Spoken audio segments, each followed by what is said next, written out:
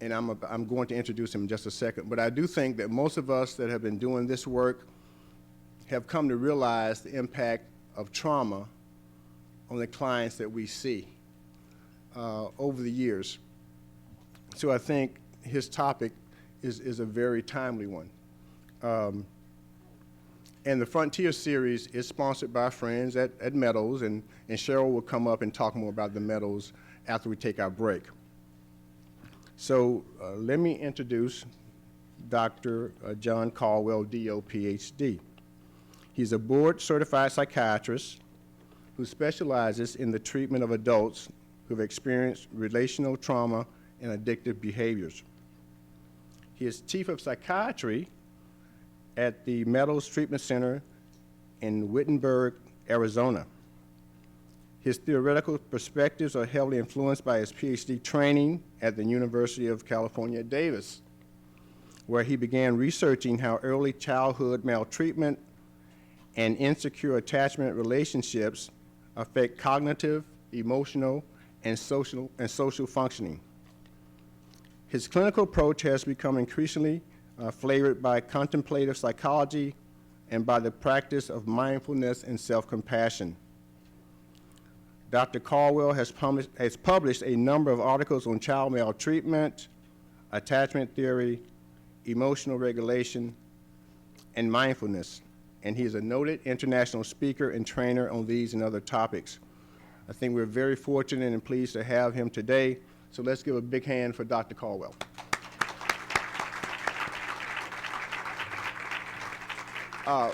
By the way, Dr. Gelbart, Executive Director, is not here today. You probably realize I'm not Dr. Gelbart, but he had to be out of town, so I'm subbing for him. So Dr. Caldwell, thank you. Well, thank you for that kind introduction. It's really my pleasure to be here with all of you today. I am looking forward to spending time with you, talking about topics that are near and dear to me. My experience in working with trauma and addiction comes out of a number of places. It comes from my own experience in life. I think, life happens to deliver. One of the things that we can count on in this life is that we're going to encounter loss, and we're going to encounter stress, and we're going to encounter difficulty. And I've had some of that. And that's certainly informed the person I am and how I see the world. I did some training in psychology in my undergraduate years, and then I've always had this fascination with mind-body connection. And that's what led me to osteopathic medicine, and studied medicine for 4 years, and then went on to study psychiatry for 4 years. And it was there I got interested in borderline personality disorder. And when you say you have an interest in borderline personality disorder, you get a lot of referrals. And I did. I got a lot of referrals. And I really have sort of a soft spot for folks who have had a lot of trauma and who have had attachment difficulties and who have a hard time being able to manage that and regulate their body and regulate themselves. And I started looking at borderline personality disorder, and then I got very interested in trauma because almost all of those folks have some trauma. And then I got interested in attachment, and I wanted to ask my own questions about attachment. And so then I went and did a PhD on human development, looking at attachment and maltreatment in childhood. And from there, I started looking to sort of put all of that into practice. I had paid tuition for 18 years straight, and I was looking to actually use it. And so I went to a talk by Bessel van der Kolk in San Francisco, and so I'm hearing some cheers. He's a wonderful man. And I had contacted him before the conference, and I said, I want to do something like what you do. I want to do clinical work. I want to do some research. I want to be able to speak and talk. And he wrote me back and said, it's pretty much impossible. You should give up on your dream now. Psychiatrists just don't have that sort of opportunity anymore. And I hounded him, and we finally met at the conference, and he gave me a little bit of time, and he said, well, you might want to go talk to the Meadows.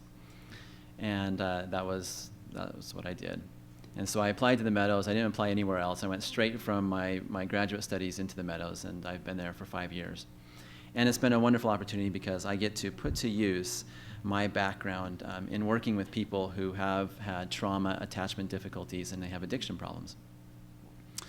And I went to the Meadows and I said, do you have a group of women who are borderline and who have eating disorders and who harm themselves and who have sexually compulsive behaviors? Do you have something like that? And they said, we have the group for you. And I've been working with that group of patients for 5 years now. And I just really value what I learned from that group of people. So they have been my real mentors over the last decade or more of this kind of work. And that's really informed the kind of work that I do. And then I had my own healing journey. My life was falling apart. And it was, due to all the kind of stuff that we see in our offices. And there was a lot of patterns that were in my life that just were not working. And I got into my own therapy and did my own work and did my own recovery. And part of that recovery journey involved mindfulness. I had a colleague who came up to me and he said, man, you look really stressed out. And I said, yeah, I am really stressed out. And he said, you should probably just step away from everything for a few minutes and just sort of sit with yourself and just be. I said, what are you talking about? Who has time to just be? I got somewhere to go. I got places to be. And I was always on my way. I was always, sort of had a list of things to do, and there was a whole list of things I hadn't done yet. And that was my lifestyle. And a lot of that lifestyle was about not really being interested in what was right here inside of me. All that stuff that I was running from for a long, long time. And when I had to stop, and I would like to say I was enlightened and sort of, chose to find my way to peace and serenity and stillness, but no, I had no other option. I was up against the wall. There was no other way to live life because I had tried all the other ways and they didn't work. And all my efforts were pretty much in the toilet. And so then it was okay, I'll listen to some people and try something different. And part of that different way was to practice some way of having presence with the current moment. And, we talk about it as mindfulness, many of us, but this has been around for a long, long time in various forms. It might be walking in nature, it might be reading, it might be pondering, it might be prayer, it might be dance, it might be song. There's various ways to get to stillness, to get to presence, to get to the here and now. And mindfulness is just sort of the flavor of the month, but this has been going on for 3,000 years, in various sort of traditions and healing traditions and religious practices. So whatever your way is, I encourage you to, if you haven't found that way, to find that way, and whatever your way is, to practice that way. It doesn't have to be, this. In fact, the bulk of my practice these days is not this. The bulk of my practice is really trying to show up for life as life unfolds. Because it's one thing to be mindful up on a high mountaintop in a cave with no children and no cell phones, and that takes practice and that takes a lot of work. I don't take anything from that. It's another thing to actually be here for our life with all the distractions that we have. And we are in a society and in a culture that is chronically and perpetually distracted. And we have this beautiful mind that can do wonderful things, and we get lost in it. And we forget about our bodies, and we forget about the flowers around us, and we forget about the sun on our skin, and we forget about the person who's next to us. And we get stuck in our heads. And so this isn't a diatribe against thought, but certainly if we could balance that with some way to come to the present moment, I think we'd be better human beings, and we certainly would be better healers. And I know it's helped me in my healing journey, and it's helped me to be with people because, when we're working with people, these people are really messed up, They trigger us, they do stuff, they push on boundaries, and they say things like, you're not helping me, and they, say, I want to see somebody else, and they say, aren't you wonderful and great, you're the perfect doctor, I just love you to death. All of that stuff does stuff to us. It hits against our own stuff, right? That's called countertransference, and they bring in their stuff, which is called transference, and we do this dance together. And I found that if I wasn't able to find some sort of presence with my clients, I would do the dance in a way that wasn't always the best therapeutic way. And the more presence I could bring to the work I was doing with people, the better I was able to see my dance and see their dance and then show up in a therapeutic way. So I hadn't planned on saying any of that, but that's not really the start of my talk. But I just felt like I wanted to start out in sort of a touchy-feely place, because actually I'm much more of a therapist than I am a psychiatrist. I love research, I love numbers, I love the brain and neuroscience, but I really, really like spending time with people and being part of that healing journey. That's what I love most. Well, I hope today that we'll do a little bit of touchy-feely. I hope that we'll do some sort of rigorous academic stuff. I hope that I might give you some practical tools. And, that may satisfy a chunk of you. There are some of you that may not be satisfied still, but I hope that will satisfy a chunk of you. So let's start out with a little bit of some research, maybe. Well, this is to remind me of the experience with Bessel van der Kolk. I was in San Francisco, saw his talk. I went on the train back to Davis, California, and I was on a platform in Oakland, and it was sort of a rough part of town. And I saw this woman, and she was interacting with a 4-year-old, and she was in her 30s, and then there were 2 teenagers, and I couldn't tell if this 4-year-old child was a child to the teenager or if it was a child to this 30-something-year-old mother.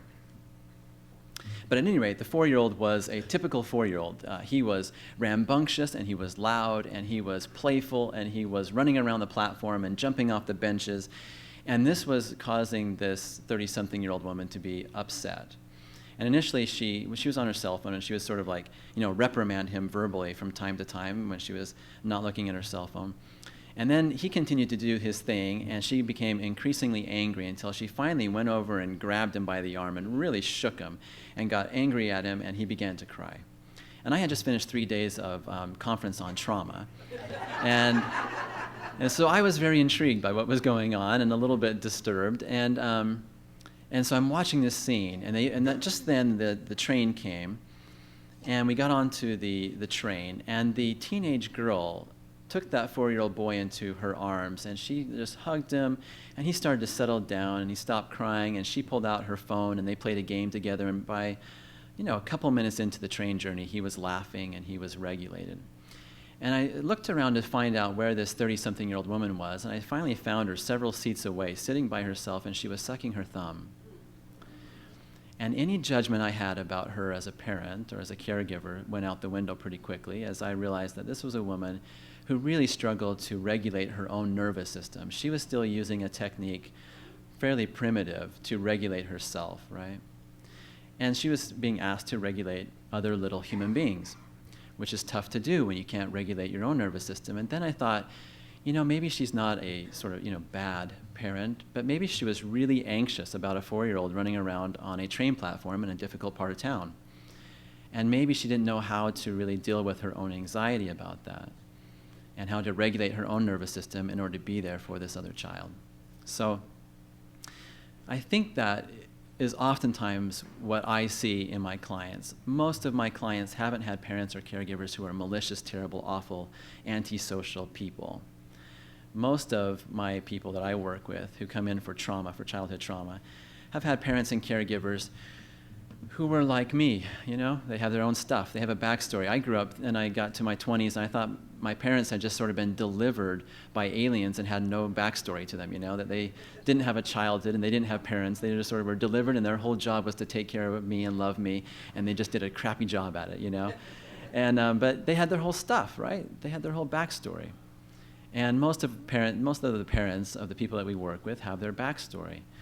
And when we take the low road in parenting, we often are taking the low road out of our own hurt, pain, delusion. That's usually what's happening. And so this was the case with this woman who just did not know how to regulate herself. And if I had to make up a story about this woman, this is what I would say. I would say that there's a good chance that she encountered childhood maltreatment when she was a child. I would say that may have led her to have some problems on the playground interpersonal challenges in her grade school years. That may have led to risky and unhealthy behavior in her teenage years. That may have led to mental health issues, attachment insecurity or relationship problems in adulthood, and finally, difficulties with parenting. So if I had to make up a story based on what I know from a lot of people I work with, this is sort of the story that I would make up about her. And I won't spend a lot of time with this, but this has certainly been borne out in the research on the ACE study, a study that I think most of you are familiar with. When this study came out, they wanted to know what was causing, major health problems in their patients because they were interested in saving money, right? And what they found is what we all know, is that adverse childhood events, difficulties in childhood, lead to all of these psychological, mental health issues that you and I see on a regular basis. But what sort of surprised them is that it was also related to a number of health concerns, right? Things like lung disease, liver disease, heart disease, autoimmune disease, and poor health-related quality of life. Well, this is interesting, right? How does childhood maltreatment relate to early use of tobacco, addiction, mental health issues, suicidality, all the stuff that we know about, and health problems? Right? We don't die so much of accidents and injuries and infections anymore. We die because of stress most of the time. We live longer, we stay stressed longer, and we die of things like heart disease, stroke, vascular problems, immune diseases, right? And we don't have a medical system that's really able to take care of that. Our medical system has been fantastic at taking care of acute illness, injuries, infections. We're not so great at helping people to change their behavior and reduce stress. And if people have had childhood maltreatment, that really sets up the biology in a direction that makes it even more challenging to cope and deal with stress. And so they have this graphic in the ACE study which points out the scientific gaps in the literature. And the one I'm very interested in is this gap between adverse childhood experiences and social, emotional, and cognitive impairment. And I think one of the answers for this gap, one of the reasons for how childhood maltreatment can affect psychological, mental health issues and biological health-related issues all the way into adulthood has to do with attachment. So I think what happens is that childhood maltreatment, difficult circumstances in childhood, affects attachment. That leads to two main things that Bowlby talked about a long time ago, which is changes in our perceptions of ourself and others. This is what he called internal working models. So how we think about ourselves, how we see others, and how we see the world around us is based on how we're treated, right? So our mental representations are changed by our experience with caregivers, and how we regulate emotion is changed. Our ability to regulate stress and emotion is changed. What this really comes down to is it comes down to nervous system regulation. So if you don't get the tools that you need in the context of a caregiving environment to be able to regulate your nervous system, you have trouble with anxiety, depression, you have trouble managing high emotional states and you resort to self-harm, you have difficulty being able to take care of your food and your sexual appetites, and you have problems regulating your blood pressure and your temperature, and your immune system has a more difficult time fighting off infection. So this is really about nervous system regulation. I think one of the key links here is that attachment is about regulation. Attachment teaches us how to regulate. That little boy who's running around on the train platform wasn't able to learn in a process, in sort of a dyadic process with a caregiver, how to regulate his nervous system, how to know when a situation is dangerous and he needs to settle down, and how to know that he can be like that all he wants on the playground. He didn't get that experience, right? So regulating his nervous system is going to be challenging going forward for him. That's going to have consequences for his mental health and for his biological, physical health. Will we have access to the slides? Do you have access to these slides? I don't hear anybody. Okay. So what I can do is I will definitely, yes, I thought you had them. I sent them to the folks here. So what I can do is send them to a place where they can be uploaded. And maybe if there's an email list that you've started about this conference, then they can be sent out by email. But one way or another, we'll try and get them onto a website so that you can download them. I thought you had them. In some ways, I'm kind of happy because I see you folks looking up at me, which I like. I'm sort of an attention hog anyway, so It's great that I don't have to hear papers and stuff. Like you look like you're actually paying attention to me, which is wonderful. So when we work with trauma, one of the key things we want to try and do is help people to regulate their nervous system. As a young psychiatrist, I would sit down with people, and we're sort of tasked with getting a history and physical done in about an hour, right? Modern psychiatry is like, you have 60 minutes to learn everything about this person and then make a nice categorical diagnosis for them or diagnoses for them, put them into those boxes and send that off to billing, please. And so then, what we're stuck with then is we have to go through a lot of trauma in a short amount of time. And what people do is they talk about their trauma and they dissociate, right? And I didn't believe in dissociation as a young psychiatrist. I thought that was a bunch of hooey, actually. And then I started doing trauma work, and I thought, oh, wow, okay. And you start to notice people's bodies. You start to pay attention to their body. And then you go, this person's not really here right now. This person is somewhere else. And what I know about trauma is that dissociation is incredibly common. And when I start going through their history and I'm just like asking them to tell me about all that stuff as fast as they possibly can, there's no way for that to be regulated and integrated. People can't do that. I couldn't do that. People need time. They need to process. They need to check in. They need to notice what they're feeling. They need to be present with the information as it's coming up. At least that would be the goal in trauma therapy. Now, I get it. That's not the goal for a psychiatric evaluation, maybe. But I think we can be more sensitive. We can be trauma-informed, trauma-sensitive in any type of work that we do.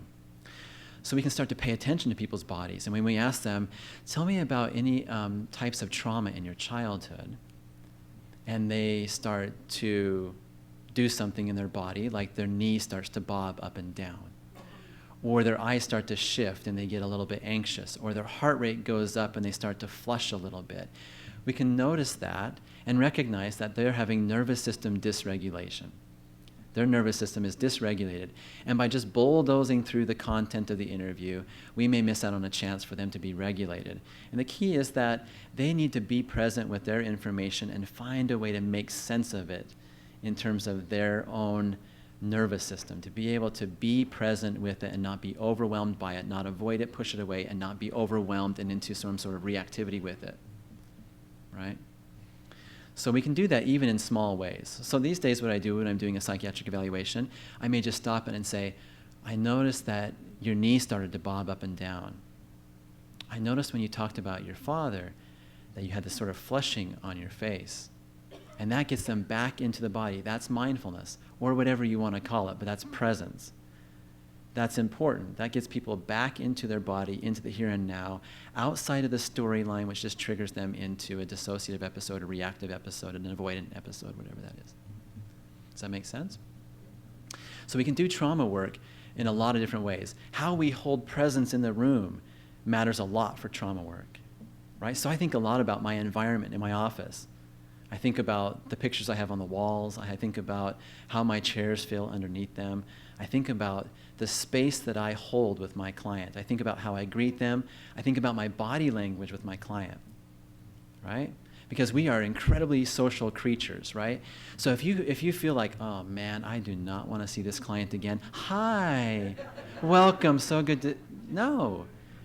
We are social creatures. We have been reading facial expressions for our entire lives. And if you've been traumatized, oftentimes you're even more cued into little nuanced facial expressions, right? Because you had to do that to survive. So if you think you're pulling one over on your clients, you're probably not. They probably know. So the conversations we have about our clients at the water coolers, we should find a way to have that conversation with our clients. Like, you know what? I notice when I talk about this that you get, I notice that your body sort of pulls back and you fold your arms. And it's almost like you have a reaction to whenever I talk about this topic. We bring it into the session. We talk about the transference. I notice that you really want me to rescue you. Does that happen anywhere else in your life, right? Because they're going to do what they do outside of the session. They're going to do, well, you know, what they do outside, they're going to bring into the session. And sometimes when we can use the transference in the session, that's so powerful because memory is sort of squishy. You know, memory is self-serving. Memory is not very good most of the time. So if we're working with trauma just around their memories, then it's kind of hard sometimes. But they're going to act out their stuff in the sessions, right? So if we can use the transference, they're going to bring all that trauma into the session. They're going to make you bad, or they're going to put you on a pedestal, or they're going to do all that stuff in the session. Why not work with it in the here and now, right here? This is what I'm noticing about us. This is what I'm noticing is happening right now. And then it's harder to, to sort of use that information, because you don't know what happened in their past, and oftentimes they're not very clear on it either. But you can use the transference, because that's all based on the past, right? They show up in your office based on where they've been and who's treated them in this way and all that kind of stuff. Anyway, that's another aside. I don't even know how I got on that aside, but it's the body language. So it's about showing up and being aware of what's going on in the session in terms of my own body. There was a time when I was really, really unaware of my own body. Like, my body was sort of like the chauffeur for my head. It was like, take me to my next meeting, please, and then I'll just forget about you for the next several hours. Right, and the body for me now has become sort of a guide, a guru, to tell me what's going on inside of me. And so there's many times in a session now where I'll sort of become aware of my body, and I'll realize that I'm holding a lot of tension in my shoulders, or my hands are on my thighs and I'm sort of gripping myself. And I'll go, oh, interesting, look at that. My body has this really interesting posture right now. I wonder what that's about. And usually it's something like, I'm feeling triggered, or I might be feeling like I can't help this person, or I might just be not totally there. And then it's a time to go, okay, come on back. Be here. Be in my body. Recognize what's going on. And we can do that dual process in a session with somebody. We can be recognizing what's happening inside of ourselves while we're listening to them and noticing what's happening with them. Our brain is amazing that way. We can keep an eye of awareness to what's happening inside of us while working with these people. And that is so important, because we have all this rich data coming from our body that's giving us clues about what's going on with this person. We used to think that there was like a one-way highway from the brain down to the body, that the brain told the body what to do, to move, and how to emote and all that kind of stuff. And now we know there's a big chunk of the brain that's receiving information from the body. So we're getting clues all the time from the body if we pay attention to them, right? They put these meditators in brain scanners, and they found that part of the brain that accepts information and hears the information from the body, the insula, is bulked up, is more highly developed in people who have been practicing meditation for a long time. So we can exercise those pathways. We can become more aware of our own body cues and let that be a guide for the therapy that we do with other people. So we have to really try and make that space in terms of how we do things non-verbally, the environment, and what we do verbally, and the work that we do with our clients. Well, we did a study with at-risk mothers who were very much at risk of having difficulties in their parenting. These were mothers who were resource limited. And we looked at their history of childhood maltreatment, and we looked at these 5 areas: physical neglect, emotional neglect, physical abuse, sexual abuse, and emotional abuse. And we pulled all of that abuse together into a total abuse score. And what we found is that their history of abuse was related to their adult attachment relationships. So how they showed up in their romantic relationships was related to their history of trauma. And it was also related to symptoms of depression. And then that was related to less competence, a sense of competence and efficacy regarding their parenting. And they were just less happy with their role as a parent. And what the interesting thing was about this study is that when we looked at all the different forms of abuse, all those 5 different forms, what we found is that the greatest predictor of relationship difficulties, depression, and anxiety was emotional abuse. When we accounted for all the variants in the other forms of abuse, it was really emotional abuse that was the most predictive of difficulties. So that's very interesting, right? It's not to say that sexual abuse or physical abuse are not profoundly important, but it's to say that don't forget about emotional abuse, emotional neglect. And I think it has to do with attachment, right? When you grow up in a home where you're being called names and put down and people aren't there for you when you need them, that matters. We talk about, at the Meadows, we talk about big T trauma and little T trauma. So certainly the big T trauma are important, but day in and day out, little T trauma, the experience of not being recognized, heard, seen, loved, matters. And it matters at a biological level. It matters in terms of how we regulate our body and our emotions and ourselves. Okay, it's not like a a psychological, mental representation thing. This is about biological, physical regulation. When you don't get that, you have difficulty regulating your nervous system, which has implications for mental health and physical health. Am I making that point clear? I think I've said it a couple of times. I think it's really important. It's really hard to get into our heads about that, I think. It says, I had a very happy childhood until last week when my mommy kicked me out. This is a failure to launch, I think. Well, what is trauma? This is from Pat Ogden, who I value quite a bit, and one of her people, Janina Fisher. Have you ever seen Janina Fisher? She's wonderful too. Trauma is the unique experience, a personal experience of an event, a series of events, or a set of enduring conditions that is subjectively perceived as threatening. So it's personal, it's unique, it's subjective. So my trauma may not be your trauma may not be my trauma. Two people can grow up in the same household. One experiences it as traumatic and the other does not. It all depends on genetics, how we come into the world temperamentally, how we experience our environment, how that trauma affects us individually.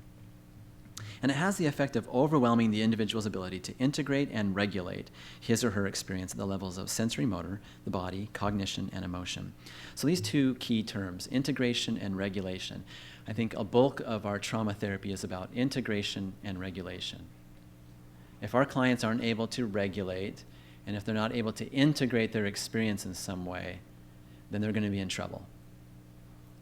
So we have to find a way to bring it forward in a nice, gradual, organic manner so they can begin to regulate and integrate what has happened. They can be present with their story, right? And I'll buzz through some of this neuroscience because I think we've had a lot of it. But you can think about these three major areas: the brainstem, automatic stuff like eating and hunger and sleep; the limbic system, the emotional part of our brain, deals with threat and danger; and the frontal cortex is the new kid on the block, evolutionarily speaking. And the frontal cortex is where we think we live most of the time, in language and intellect and reason, but probably not. We probably spend a lot of our time in the lower areas of our brain. And so we would like to think that we come from this nice, fully evolved place, but so much of our day we're coming from this more primitive part of our brain, which is about danger, threat, right? So this is another depiction of this, and if you think about this as a child's brain, and if you think about this child being exposed to this guy, angry guy, the amygdala will fire off. The amygdala, that sort of almond-sized structure in the brain that deals with threat and deals with danger, is going to go off to say, wow, this seems dangerous. The hippocampus, which is that purple structure, deals with memory, and it's really tightly connected with the amygdala because you want your hippocampus to be there to remember things that are dangerous so that you can avoid them in the future and deal with them better in the future. So that's what the hippocampus is there for. And then the frontal cortex, which is really about top-down regulation. You want this nice connection between the lower areas of the brain and the frontal lobes, because sometimes you don't want to think, you just want to run or fight, right? You don't want to sort of pause and go, I wonder if that guy really does have a gun.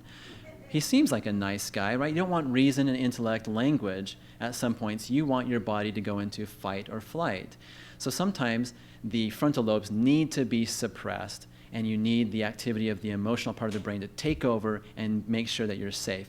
Other times, like my aunt who was exposed to domestic violence for a number of years, she got onto an elevator and these two sort of scruffy-looking guys got onto the elevator right after her, and they're going up the floors. And it was early in the morning, and she got really nervous because of her history of violence in the home with her ex-husband. And she just threw her purse at these two scruffy guys, and she said, take it, take it. And they turned around and said, oh, we're undercover policemen. And she had forgotten, her frontal lobes were offline, and she had forgotten that there was a police station on the 5th floor under her work, which is on the 6th floor, right? She was in pure limbic arousal about, I need to survive this situation. And the frontal lobes were offline about, paying attention to anything that was going on about their badges or recognizing they may have been police officers. All that was gone, right? Well, for people who have been chronically exposed to threat and trauma and stress as children, the amygdala gets a little haywire. Sometimes what happens is it becomes hypersensitive to threat. It becomes hyper-aware and hyper-vigilant to threat. so that things that aren't necessarily threatening are perceived as threatening.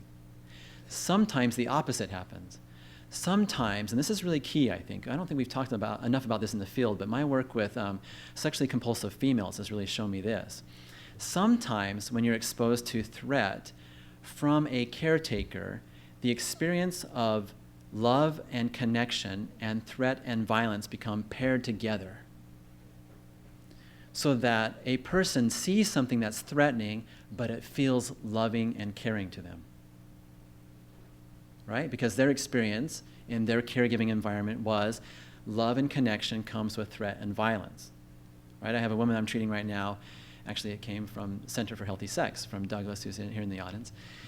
And she was exposed to a violent bipolar father. And so she would spend every other weekend with him. And they would watch X-Files and violent movies, and he was chaotic and unpredictable and prone to yelling and prone to just jumping in his car and going places. And her experience of love and connection, which she desperately wanted from her father, was that love and connection comes with a lot of intensity, unpredictability, danger, and threat. So who do you think she looks for in male partners now? Yeah, she can pick out an ex-con like that. Right? The guy walks in, he's tatted, he's big, he's beefy, and he's going to hurt her, and she says, I'm in love. Right? And the last guy she was with was a heroin drug dealer. She asked him to hit her on a regular basis, not only during sex, but outside of sex. He refused to do so, so she would hit him until she provoked him into hitting her. Her experience of love was so tightly coupled with the experience of violence and threat that if it wasn't there, something was wrong. It was like, this is boring. This isn't love. Love has to be like here, right? The dopamine reward system was so elevated in her experience of love that, watching a movie together and holding hands was like, It has to be violent. It has to be unpredictable. It has to be chaotic. That feels like love, right? So the amygdala can get coupled with fear and love. So keep that in mind. Not only are our patients sometimes hypervigilant to threat, sometimes they don't recognize threat appropriately. The hippocampus actually is damaged by chronic stress. So cortisol, a chemical that's produced during the stress response system, is toxic to the hippocampus. The hippocampal cells are very sensitive to toxic stuff within the body. And so when we're chronically stressed out, high levels of cortisol for a long time, it kills the hippocampus, and it gives us what I call Swiss cheese memory. There's sort of holes in our memory. And they've shown this in brain scan studies that people who are traumatized and have PTSD have smaller hippocampi. And fortunately, the hippocampus is one of the places where we can regenerate new cells, and so therapy and treatment can actually rebuild the hippocampus. So, as therapists and as healers, I think I love the image of, thinking about rebuilding this person's brain. Sometimes making new cells, but more often making new connections. Our brain is constantly being rewired around our daily experience, right? Cab drivers in London have a beefed up area of their brain that deals with spatial recognition because they have to deal with this, wild map of London at all times. And so that area of the brain that deals with spatial orientation is beefed up. They did a study where they gave like music naive people stringed instruments. They scanned their brain before the instruments, had them play the instrument for 3 months, and then scanned their brain. The area of the brain that deals with fine motor skills was bulked up. So how we use our brain changes the structure of our brain. How our patients use their brain changes the structure of their brain. How we help them to use their brain will actually change the structure. So we really are doing a biological work. We are forming new connections. Neuroplasticity allows for the brain to make new connections and dissolve old ones all the time. We're constantly rewiring our brain, depending on how we need to use it. Well, this experience here of having a red-hot amygdala, and, I should say that the frontal lobes, chronic stress and trauma, causes the frontal lobes to go offline. We've seen this in numerous neuroscience studies that people, when they are traumatized, their frontal lobes are hypoactive, less active. So what you get here is you get an overactive emotional part of the brain and an underactive frontal lobe, and you have a difficult time being able to integrate and regulate traumatic experiences when you have chronic stress and strain. Now let's fast forward and see this person as an adult. If they run into this guy on the street yelling into his cell phone, there's a good chance they're going to have some amygdala reactivity. Their memory system may not be great. They may not be able to remember that they're an adult and they can take care of themselves and it's okay. And their frontal lobes are going to be offline. The frontal lobes are not going to be functioning as well as they could. And we sometimes call this bottom-up hijacking. That the bottom, more primitive part of the brain hijacks the frontal lobes, right? Takes over and says, I'm going to make us go into survival mode. You know, frontal lobes, don't worry about this, I got it. But for people who have been traumatized, of course, this is an incredibly disruptive experience. Because when they're at work, when they're in relationships, when they're with their children, they're getting traumatized. They're getting triggered into this reactivity. And it's pretty hard to be in the flow of life, to be in the stream of life, to be able to be with people, drive on the street without feeling anxious and reactive, be in a work setting and be able to sort of, you know, interact with colleagues when you're constantly being triggered. I sometimes think that I used to think about trauma therapy as like an archaeological dig, where you had to go and uncover every last bone of trauma, you know, and sort of dust them off and clean them off and put together the trauma skeleton, and then like, it would be like, here is your trauma, now you will be healed. And I don't know if that's how it works. It didn't work that way for me. So I think it's more like, because oftentimes our people with PTSD, their issue isn't that they don't think about the past, that they don't have access to the trauma. Most of the time, is that the trauma is intruding on their daily life. They're having trouble with work, relationships, and just being present because of trauma. So what we really need to help them do is not so much go up and dig everything up, but when life delivers its bones to us, which it always will, you know, we'll lose people, we'll have job loss, we'll have health problems, we'll be betrayed. That's always going to kick up trauma. Trauma and loss are connected. That's one thing I've learned in doing trauma work. Is if you had childhood trauma and then you experience a loss of some kind, that old trauma almost always comes back up. So empty nest syndrome, losing a job, being betrayed, losing a loved one, all of that stuff, that loss, rekindles and kicks up old trauma. So life will deliver the bones of trauma. It'll sort of rise to the surface and come up on the top of the soil. Our job to help people is to deal with those bones as life delivers it. Because even if you do like fantastic trauma work, guess what? This person's going to keep having trauma. So, you know, we don't want to resolve the trauma as much as we want to teach them the tools they need to resolve life trauma. Because they're going to keep having trauma. Right? And the problem with complex PTSD is that it just gets layered, layered, layered, and layered. That's why those folks are very difficult, because you have to work through the layers. But you do that in a way where you can actually help them to live life. The goal is not to dig all the stuff up. The goal is when life digs it up, you now have the tools to be able to deal with it. Well, we did a study at UC Davis where we were interested in this idea of bottom-up hijacking. And so we did, the Stroop test, where they show you a word, and the word is blue, and it's written in blue, and then they show you another word, and it's purple, but it's written in red, and they ask you, and they're timing how fast you can name the word, but when the word is congruent, when it's a blue word, and when the word is blue and it's in the color of ink, blue, your brain has no problem. But when the word is red and it's actually in blue, your brain gets messed up. And that's called Stroop. That means that your brain has to work out that difficulty. It has to work out that cognitive discrepancy, and it has to sort of go, oh, yeah, it's red. And that takes time, and you can measure reaction time, and you can see how hard the person was working to work that out. Well, we did the same sort of thing with facial expressions, and we asked them about, tell us about the gender of this facial expression, and that was a non-emotional task over here. And then we did an emotional part of this task where we asked them to tell us what was the emotional expression on the face. Was it fearful or neutral? Here is a fearful human face. And one of the most reliable ways to trigger the amygdala is to show somebody a human face that has fear on it. It's probably out of an evolutionary history of when we were in packs and clans, you wanted to be able to know when something was fearful, and you could read your partner's face and go, oh, wow, he's seeing something I'm not seeing. I'm out of here, right? And if you can run faster, you might survive.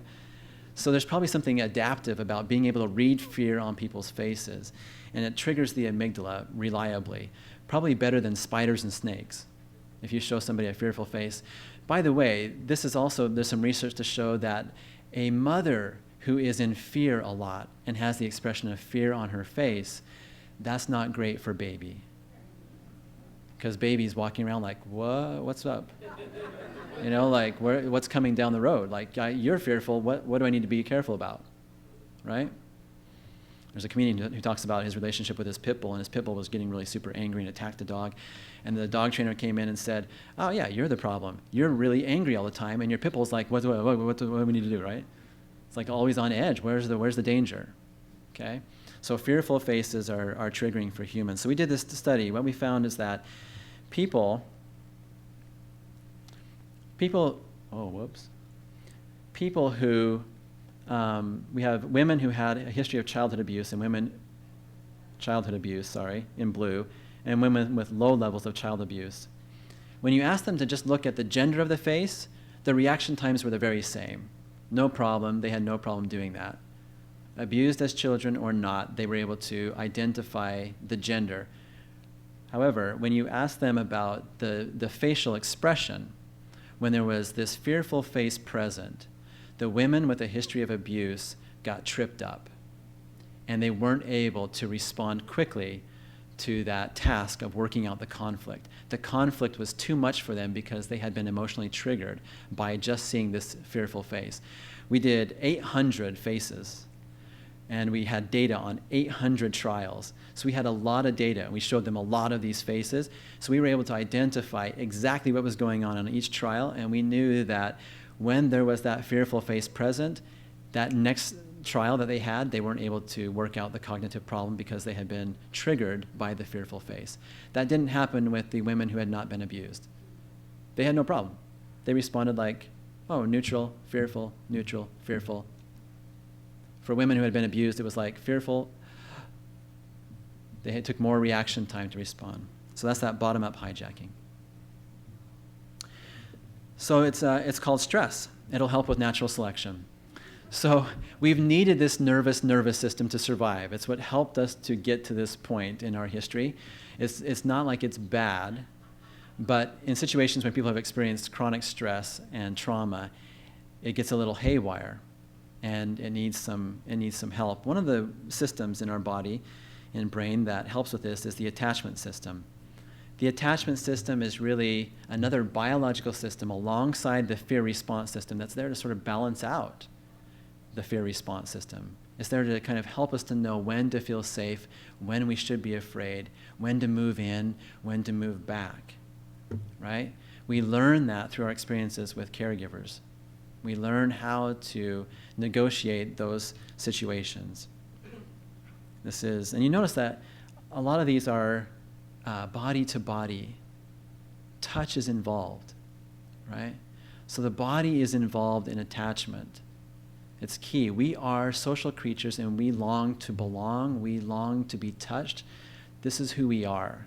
We're not islands. We are meant to develop and grow within the context of social relationships. It's where we really do best. This is my daughter here, and then my son here. They're much bigger now. Yeah.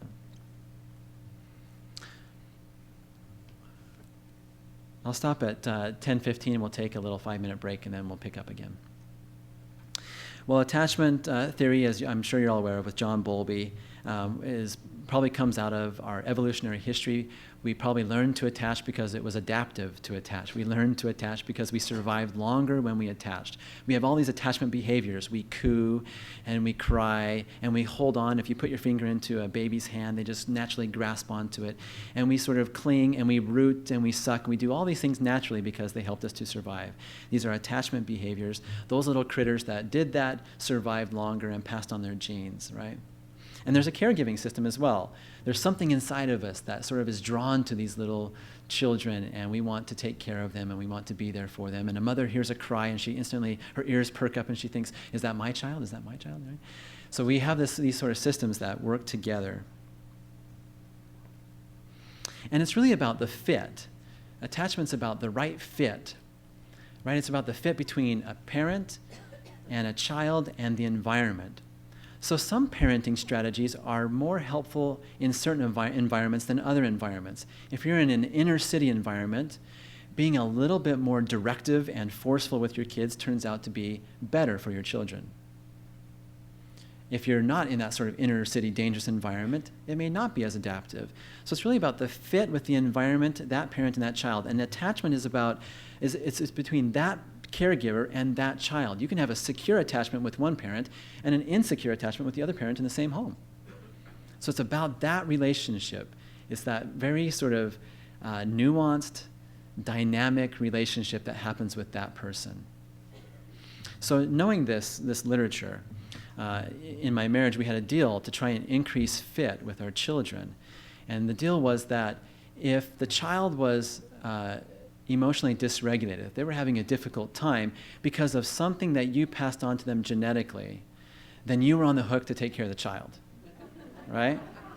And so we had a pretty good idea of what we had passed on to our children. And so if that was causing problems, then it was like, this is your deal, right?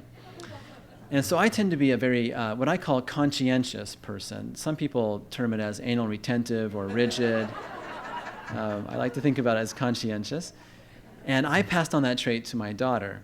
And so she was about 5 or 6, and she realized that there were 30 or 31 days in a month, and so she was putting those numbers on the lined paper, and she was writing out to the side what she planned to do on every day of the month, which I thought was very conscientious of her. And so she did that, but she didn't stop there. She thought that her parents needed a copy of her itinerary for the month. So she started into a second sheet of paper when she got upset. And my wife at the time asked her, said, honey, what's wrong? And she said, here's what's going on. And my wife said, honey, your daughter needs you, which is sort of the cue that you pass this on, please come take care of it. And for me, it was like, oh, I remember when I made my first schedule.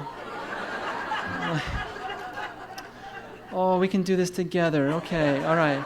Just sit down here. We'll just get a ruler out, and we'll make the lines a little straighter, and we'll just print a little bit smaller. It's going to be okay. It's going to be okay. Right? It was perfect. The fit was just right. And then, I was a big nurture guy in the whole nurture-nature debate, and then I had my own kids, and I was like, so they come prepackaged.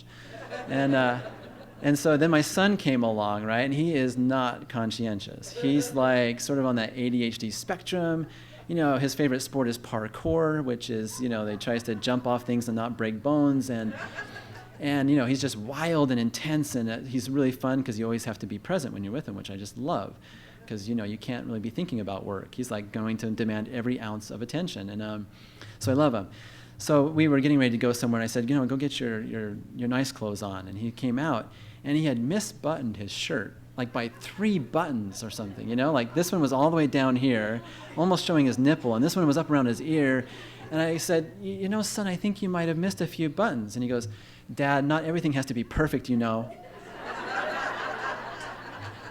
said, honey, your son needs you, because I know that didn't come from me.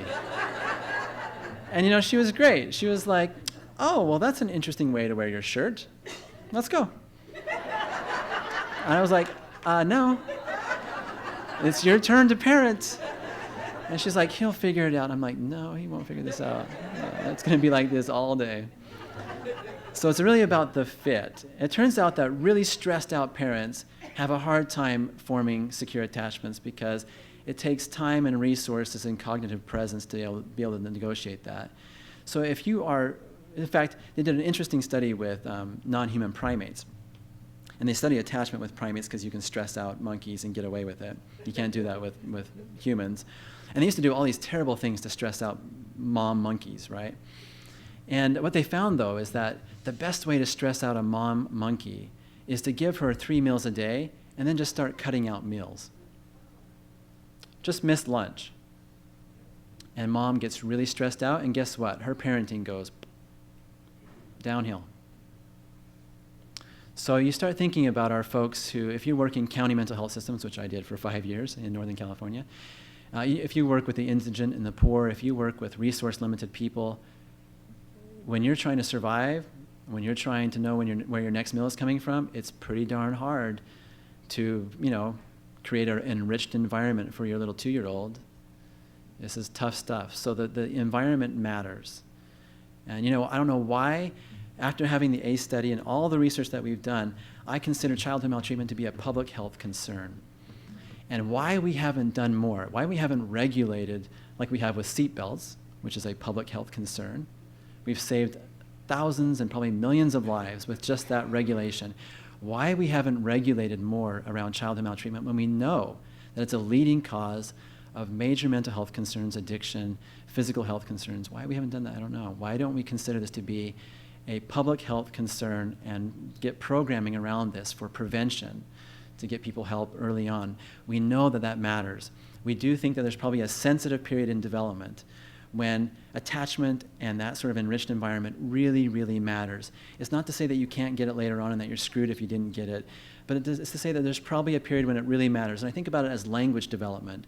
There's a period in our youth when we can just learn languages. If you're exposed to German and French and Spanish in the home, you're going to pick up on that because your brain is predisposed. It's ripe and ready to take in language. It's ready for that. And over time, the brain starts to prune out those connections that are ripe and ready and says, let's just focus on this one language and master this. But at one point in development, we're sort of open and ready for all of that. There's a sensitive period in language development. Now, I went to Japan and I learned Japanese, and if somebody had enough sake in them, I could almost fool them that I was a native, but I had to really, really work hard to do that. It took a lot of work to learn Japanese as an adult. So we can learn later on. We can learn how to do secure attachment later on in life, but it's harder to do. It takes more work. So there's probably a sensitive period. Why don't we regulate? Why don't we provide some services for at-risk people to really get them what they need? Because that's going to help a lot down the road. All right, I'm off my soapbox. So this is a graphic from Circle of Security. People in Spokane, Washington, who do amazing attachment work. And attachment's really about these two things. It's about a safe haven. Will you be there for me when I need you to be there? So protect me, comfort me, delight in me, organize my feelings. Organize my feelings. So that's that regulate and organize. Help me to understand my world and organize my feelings, right? When a child falls down and skins their knee, they're upset, they're crying, they're tearful, they come to a caregiver. If the caregiver's in the right place, the caregiver might say, oh, there's a softening of the face, the tone of voice changes, there's sort of a lilt, a mother ease, as they say. They might get down on the same level as the child. There might be touch involved. Oh, let me kiss it better. There's a ritual, right? Boo-boo be gone, boo-boo be gone. Whatever it is, that whole thing that's all emotion regulation, right? Mothers are external biological regulators, as I like to, in a friendly way, call them. So they are helping to regulate this child's nervous system when the child can't do it for him or herself, right? So all of that stuff, the body language, the touch, the voice, the routines, the rituals, all of that is helping to build in the biological building blocks for emotion regulation. So that later on in life, when that child falls down and doesn't get the job or doesn't get accepted into school, they go, okay, all right, I'm going to be okay, this is going to work out, I can take care of myself, right? That gets written in implicitly. Without the child even knowing it's happening. They're learning the ways to regulate their nervous system. If they did not get that, they're going to need more help with regulation. It's going to be harder to learn it later on, but they can learn it. And that's our job, to help them do that. So all these experiences from the womb on are being written into our biology. All these experiences of attachment, of touch, these are all just being written into the nervous system. They are forming those neural connections. They're informing all of the neurochemistry, biochemistry, neuroscience of who we are. And this is what Bowlby called internal working models. We now call it procedural memory. That we have this sort of implicit procedural memory of how we do things based on how we were treated, right? So we're in an argument with our lover, and that person walks out of the house, and if we've had an experience of abandonment, then oftentimes that can be a very triggering experience for us, and we might go into that old pattern of reactivity, which is, fine, I cannot trust and rely on that person, I have to shut down, I have to take care of myself, they won't be there for me when I need them. Or maybe we chase them, right? Don't go, call them over and over again, I can't do it without you. That pattern usually comes out of their history with their family. And that's what Bowlby called procedural memory. I failed to mention this other aspect of attachment, which is the safe haven aspect, but then here's the other aspect, which is the secure base, which is as important, which is support my exploration, watch over me, delight in me, help me, enjoy with me. So we now recognize that enmeshment, what we've been talking about at the Meadows for decades as enmeshment, which might be called helicopter parenting or, overly involved parenting, or, there's a number of ways of thinking about it. But enmeshment is what's happening when this gets impaired. The child doesn't have the freedom to be who they are, to be seen as a little person developing on their own, and to be able to explore their world. The definition of enmeshment that I like most is that the parent or caregiver is getting their needs met through the child. Right? Does that make sense? So the parent is getting their needs met through the child. So dad, who tried out for the football team and didn't make it, is saying to his son, you're going to play football. No, you're not going to quit. No, right? So that's enmeshment. That is, I'm not so interested in what you really want and what you really are as a person and where you're going in your life. I have an agenda for you based on what my needs are as a parent. That's enmeshment. I don't know about you, but I think that happens sometimes. So it's definitely happened. So, my dad was a traveling salesman. He was gone a lot. My mother, I think, didn't like that and was raising 8 children. I was the oldest of 8 children. I was the little man of the house, right? So I was the surrogate parent. And so we would stay up late and watch Magnum P.I. together, me and my mom. Well, most 16-year-old boys probably shouldn't be watching Magnum P.I. with their mom on a Friday night. So that's enmeshment.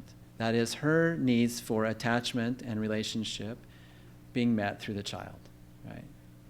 So that's the other part of attachment that gets thwarted, is this. So this attachment, the secure attachment, is really about this balance, right? It's this like, I'm here when you need me, I can watch over you and just sort of be so happy and pleased for the person that you are in developing. I'm going to guide that process and help you to avoid some of the pitfalls, and I'm not going to take it over and make it mine. So that's a tough negotiation. I know I make mistakes all the time on this thing. And this is happening day in and day out. Children are moving out, running out to play with friends. They're coming back in because they got hurt. They're going back out to go to school. They come back at home because they need a nice meal and some home time. This process is happening all the time. That's really the guts of attachment.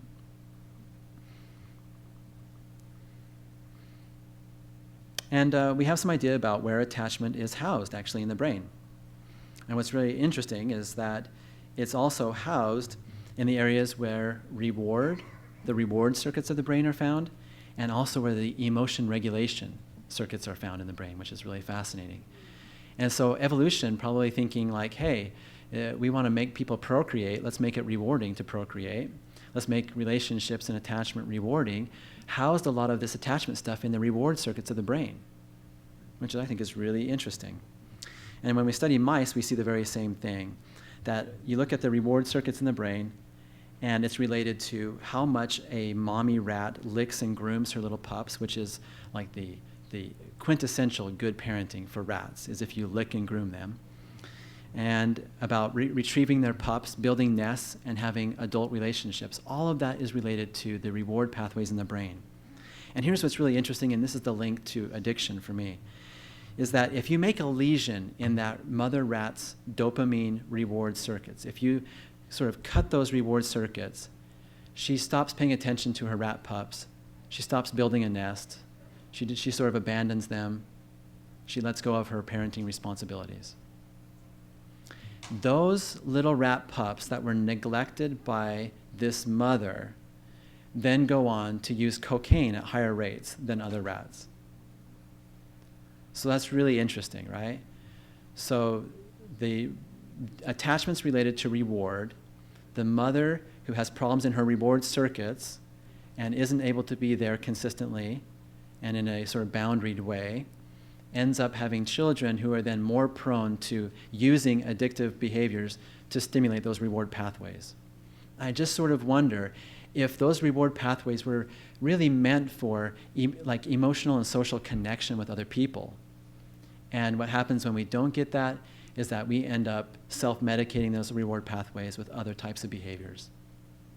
And Alex Katahakis, who's a senior fellow at the Meadows and runs the Center for Healthy Sex here in LA, is coming out with a book called Sex Addiction as Affect Regulation. And I think she's totally right onto it. When we treat sex addiction, we really see it as a form of affect regulation, probably out of the experience of not having regulatory experiences with caregivers in childhood. So that neuroscience, those pathways around self-regulation are underdeveloped, and then people regulate through various addictive behaviors. So I think that's part of the link between trauma and addiction and this neuroscience background. Well, in human studies, they found the same thing. They scanned mothers. When their mothers are looking at their own babies, pictures of their own babies in the scanner, their dopamine reward pathways go off. And when they're looking at their partners, their dopamine reward pathways are lighting up. And mothers who have had trauma in the past and it's unresolved, who had childhood trauma and they have an insecure attachment around their own childhood trauma, when they look at a picture of their unhappy baby, their insula goes off, which is linked to disgust and pain. So they're unable to tolerate the negative affect state of their child. Whereas mothers who are securely attached in terms of their own childhood experiences, when they see a picture of their happy baby, their baby with a happy face, they have that dopamine reward pathway lighting up. So we have some data to show that this is happening in humans too. Besides the dopamine reward pathways, the other big player in this is oxytocin. And this is sort of like the trust hormone of the brain. And I won't go through all of this, but oxytocin is very prominent in these reward pathways of the brain, and it's related to regulation. So when oxytocin is present, it's regulating. It helps with nervous system regulation, which makes sense that connection and attachment would raise oxytocin levels and would help facilitate self-control, self-regulation.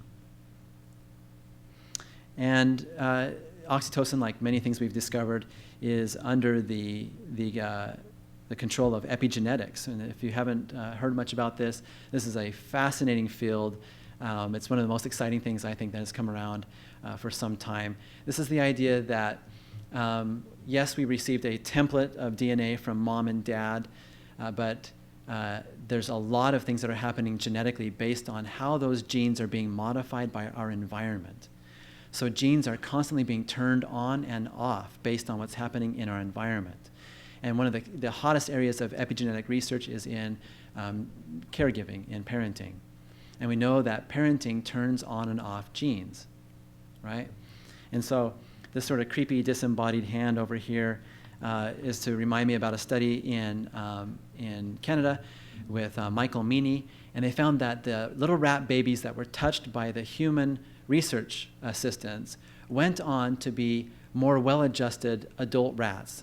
They were more freely exploring their environment, they were less anxious, they were more well-adjusted adult rats. And they thought, oh, it must be human touch. It must be these humans are touching these little baby rats and it's somehow good for them. Luckily, they studied it, and that wasn't the case. What they found is that the mother rat was actually licking the human touch off of her babies. And it was mother's licking behavior that was so good for the baby. And so it turns out that some rat moms are just really good lickers, and some rat moms are not so great. And so you can actually breed these rats to be high licking moms and low licking moms. and you can order a box of high-licking mom rats on the internet. And I was thinking, like, before I came to this world, wouldn't that have been just really great? Like, I could just sort of pick out, I want my mom from that high-licking box. And so you can actually get these rats that do a really good job of licking their young. And it turns out we know exactly how this works. We know how mom's licking behavior stimulates genetic expression, which then allows something to be produced from the genes, which then turns off the stress response signal. So mom's licking behavior changes genetic expression, which changes the way that the nervous system operates. So we know now how the biology of this works. We got it down to the molecular genetics, we got it down to the biology of it, the neurochemistry of it. So this is epigenetics.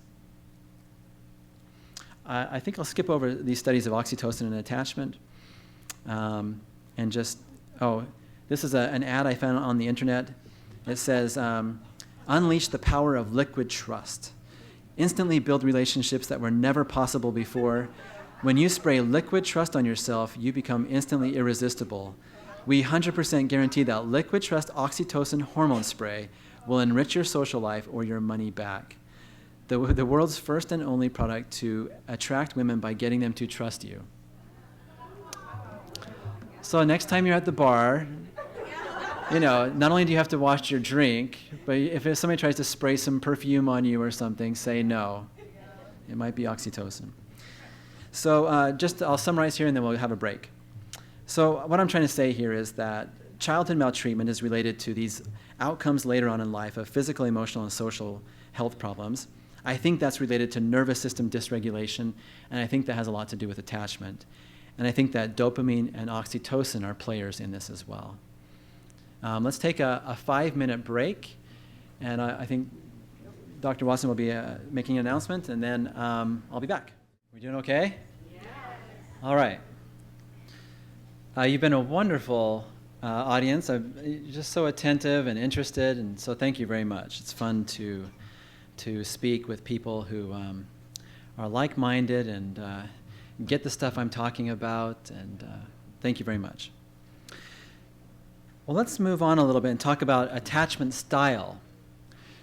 So I had a chance to work with really the premier researcher in adult attachment at UC Davis. And Phil Shaver is his name, and I just am so fortunate. I was his last graduate student. He said, I'll take you on because you don't really need a job since you're already a doctor. And I just loved working with him. We published together and did a lot of really great work together. He's the editor for the Attachment Handbook. It's really the flagship book for attachment. And there's a first edition and a second edition. If you have any interest in attachment, it's just a fantastic volume. It's basically the experts in the field writing chapters about all different aspects of attachment.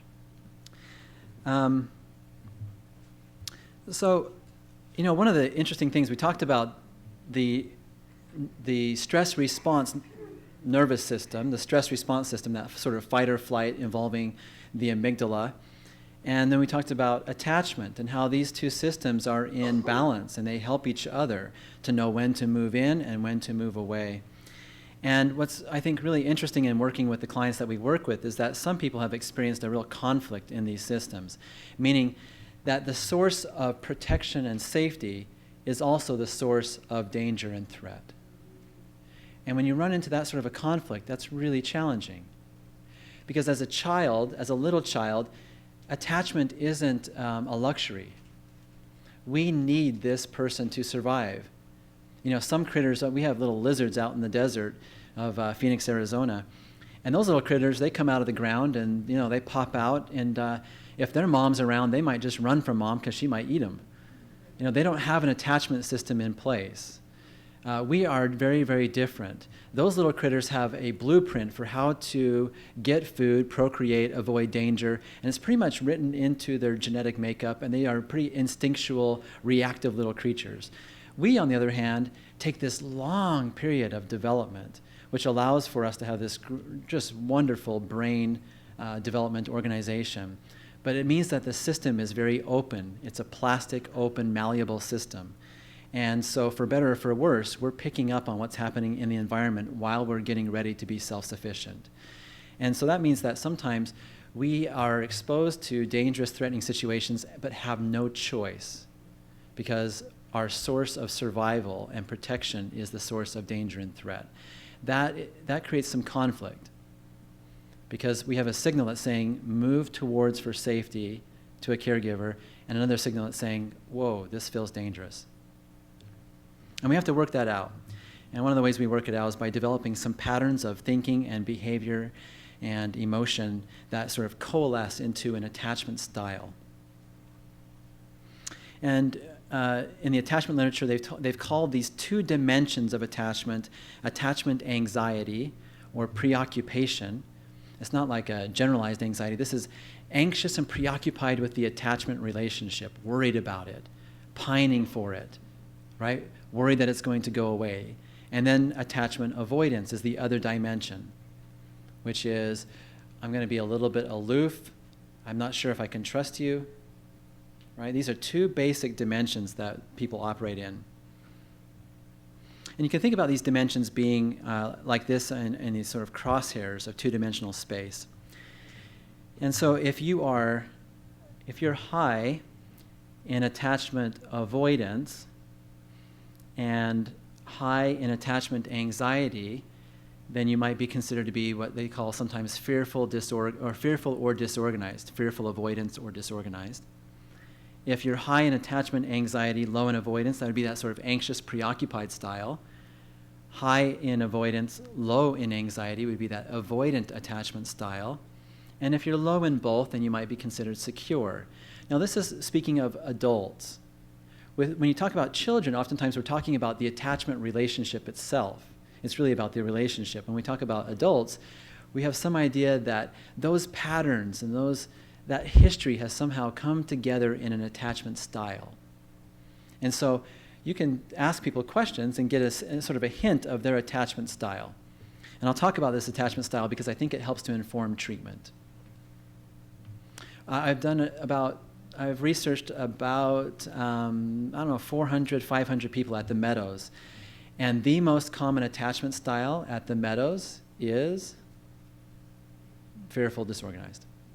And what's really interesting about this is that Pia, Melody at the Meadows, she always thought that you could be both avoidantly attached and sort of what she called love addicted, right? Anxious, preoccupied attachment at the same time. That's what Pia always thought. And the attachment world always thought that you were sort of one or the other, that they were orthogonal, they were not correlated with each other.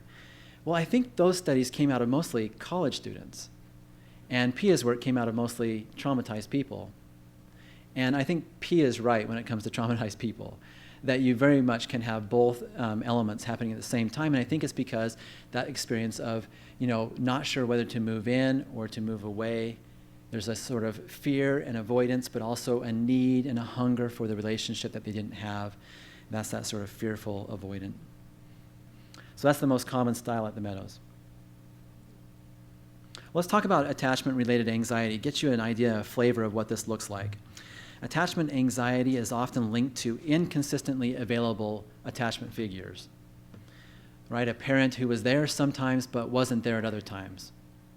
A parent who maybe was loving and caring at some points, but then was maybe using drugs and was gone at other points.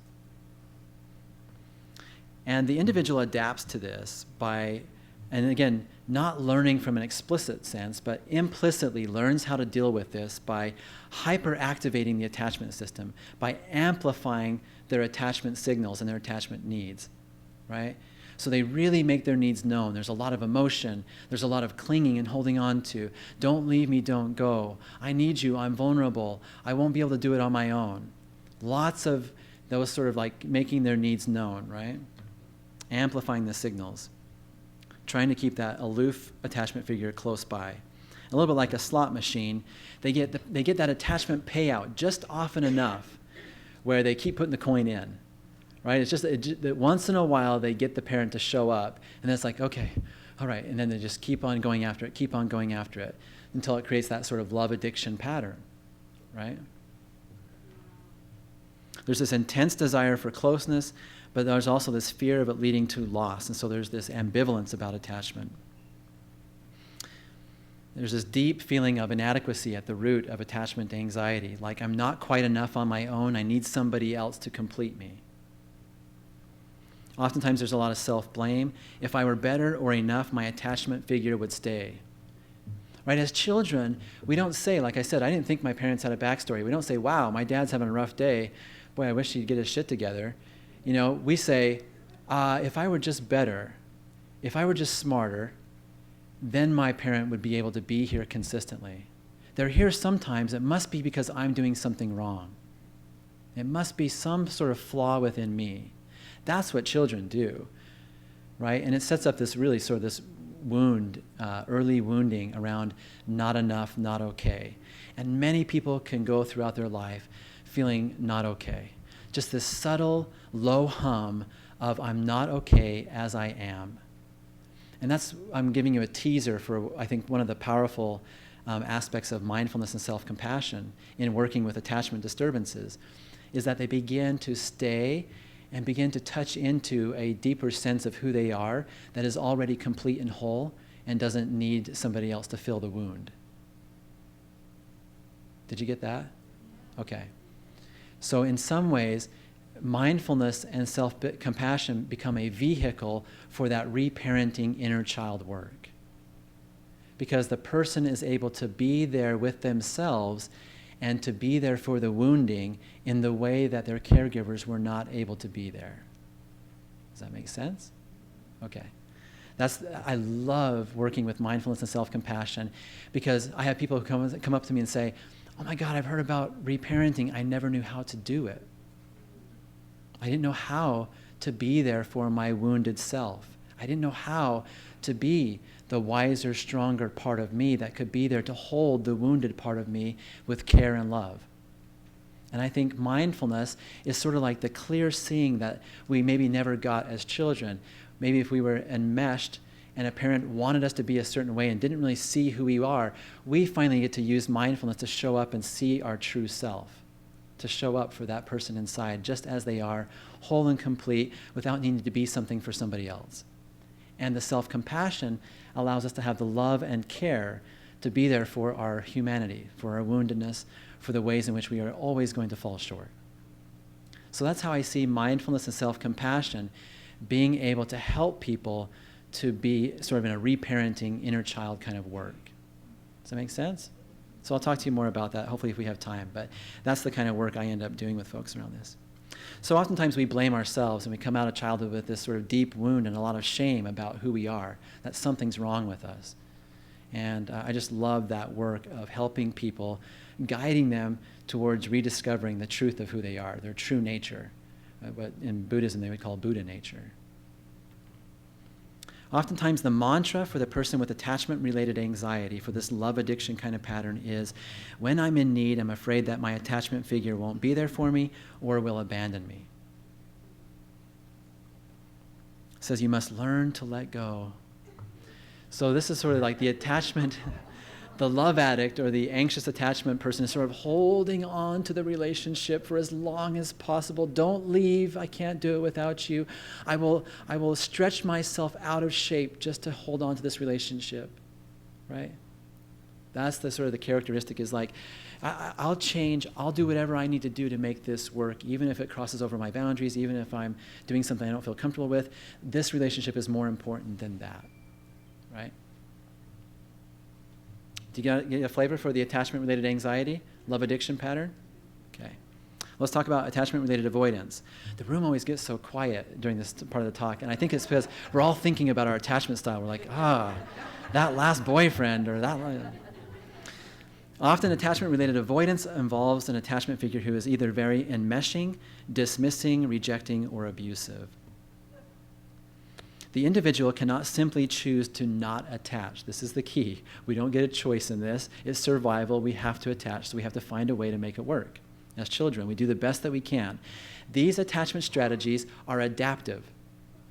That's how I bring a lot of self-compassion into the work I do with people. I say, this was the best thing you could have possibly done in the circumstances you found yourself in. You had to survive. The best thing you could have done is to have an avoidant attachment style where you shut down your own needs and sort of hunker down and try and take care of things on your own and don't reach out and don't trust other people. So the avoidant folks, they deactivate the attachment system. The anxious, preoccupied folks amplify their attachment needs to get that aloof, inconsistent person to come into union. The avoidant folks sort of deactivate the attachment system. They shut down their needs. They pretend that they don't have needs. At the Meadows, we say needless, wantless. Suppressing attachment needs creates a safe distance and reduces the chances of enmeshment, rejection, or abuse while maintaining minimum level of contact. I'd love to sit down with Douglas and Alex and talk about this a little bit, but my experience of attachment avoidance is sometimes when you have a very enmeshing parent who is getting their needs met through you, you don't have any space within your life to have your own life, to be who you really want to be, to express your opinions as they are and have that okay, right? It has to be sort of according to what the parent wants. That sort of very authoritarian, strongly dictating, rigid, or enmeshing experience means that the person feels like they're not okay to express themselves, and they have to sort of keep all that stuff to themselves. And I think sometimes that can develop into a little bit of a sideways alternate life where they go and explore who they really are, where it's safe to explore that. And I think sometimes sex addiction can manifest in that way. They're avoidant in their primary relationship and then acting out where they feel more free in an unhealthy sexualized relationship.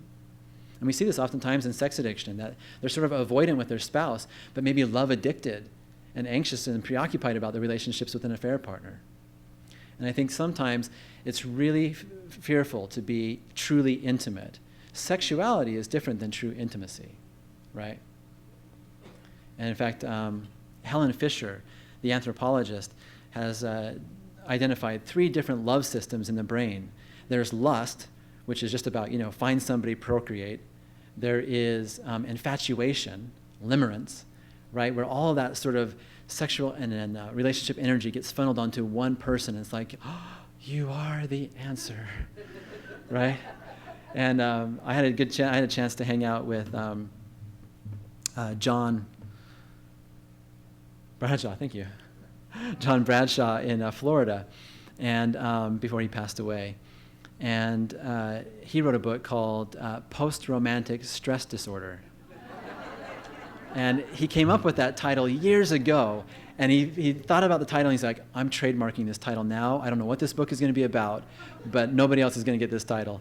And then it was the last book he wrote. It was at the end of his life, he wrote about post-romantic stress disorder. And it was based on Helen Fisher's data about the fact that romantic infatuation period of love lasts about a year to 18 months.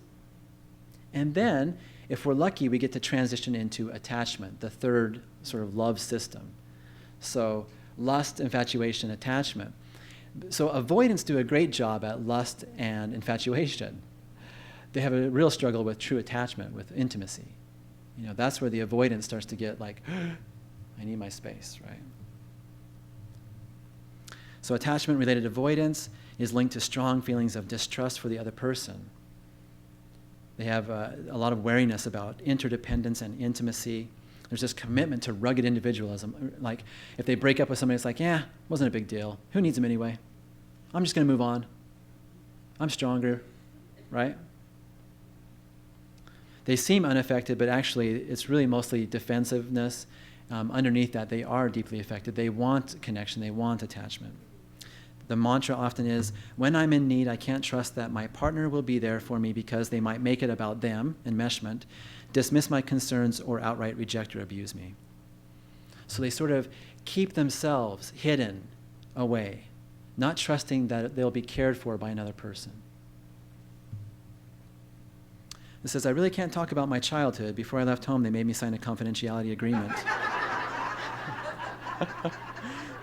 This is sort of like the avoidant, right? You can pick these avoidants out in your office right away. They come in and they're sort of like, sort of prove to me that I can let you in, And I love working with avoidants. I think it's just a blast. Like a half an hour into the session, I just go, I think you might do this, this, this, and this, and this, because what I know about my research in avoidance. And they're like, how did you know? I'm a mind reader. I'm a psychiatrist. And but it's really interesting because once you learn the pattern, you kind of know what they're going to do in treatment. You kind of know that they're going to be, they're going to maybe want to miss a session. You know that they're going to not want to get close. If they do get close, they're going to have a shame attack afterwards. You sort of kind of start to get the read on what they're like. It's really helpful in therapy. So just to summarize a little bit here. So for the attachment avoidance related folks here, they have a deactivating pattern where they say, I can't trust and depend on others. I downplay my need for closeness, sort of that rugged individualism. I hide or dismiss my vulnerabilities. Right? To be vulnerable invites people in. Right? Says, I need you. I can't do this alone. So they hide their vulnerabilities. They're they got it together. I can take care of my own. Right? They avoid intimacy and interdependence, and they suppress their emotions. Again, they learned to express emotion was actually, either they were going to become enmeshed, and a parent was going to be like, that's no big deal, you should really look at my emotions, or that their emotions they'd be punished because of their emotions, right? So they've learned to suppress emotion, take care of themselves, not have needs and wants. On the other hand, the attachment-related anxiety, this love addiction group over here, hyperactivate the attachment system.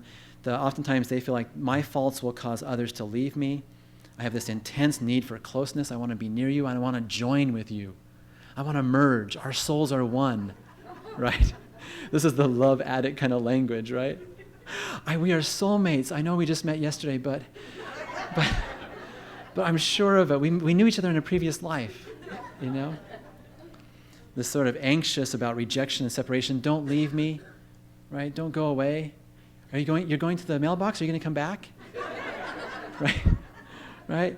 Cling, control, fear of letting go, dysregulation of negative affect. Again, they have a hard time regulating their emotions because for them, the experience of having a lot of emotion actually helped to finally sort of get that parent who was aloof to be there for them. So the more drama, the more emotion, the more that seemed to work to really sort of get people to sort of pay attention to them. Whereas for the avoidant, emotion usually got them in trouble or got them enmeshed. So they sort of suppress. Does that make sense? And as you might imagine, somehow these two people end up together.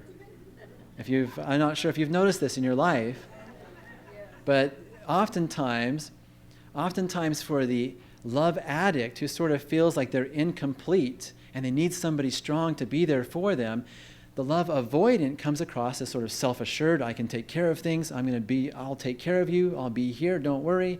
And for the love addict, that feels like, okay, yes, you sort of complete me. I bring 50%, you bring 50%, you complete me, right? Which nobody really wants to be in that position of completing another person. That gets sort of old after a while. So at any rate, that's how they can sometimes get together. But then when it comes to true intimacy, the avoidant starts to go, I kind of need my own little life, where I have my own secrets and where I can do my own thing and you don't take it over and become overly involved, because my experience with caregivers is that if I open up to them, either they wound me and hurt me or they just take over and I have nothing to myself. So I want to just kind of keep a little bit of me apart. I'm more of an avoidant, by the way. So I'm just going to keep myself. I went to a lot of school. That's avoidants like to put all their focus in work, right?